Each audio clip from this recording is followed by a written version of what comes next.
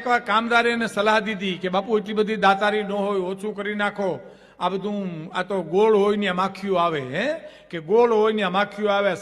સાધુ સંતો માગણ નહીં તો આવ્યા કરે, એને દીધા ન કરાય. પછી કે નહીં કામદાર તમે બીજું શું કીધું? ગોળ હોય ને માખીઓ આવે એમ. તો અડધી રાતને ટાણે ગોળ મગાવી કામદારને બોલાવીને કીધું આ પીળો ગોળ માખીઓ લઈ આવી દો. કે બાપુ માખીઓ તો દીવ હોય તો આવે એમ. તો માણસનો દીવ હોય તો માણસ માગો આવે, નકર ન આવે. કોઈ